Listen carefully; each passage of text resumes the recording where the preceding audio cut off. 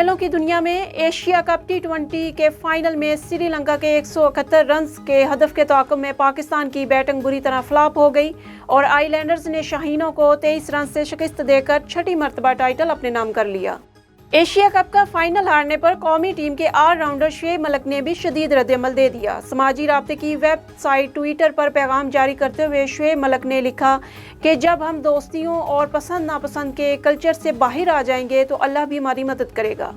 Pakistan cricket team کے all rounder Shadab Khan نے Asia cup کے فائنل میں شکست کی ذمہ داری قبول کر لی۔ سوشل میڈیا پر بیان جاری کرتے ہوئے شاداب خان نے کہا کہ کیچز ون میچز، معذرت، میں اس شکست کی ذمہ داری قبول کرتا ہوں، میں نے اپنی ٹیم کو مایوس کیا۔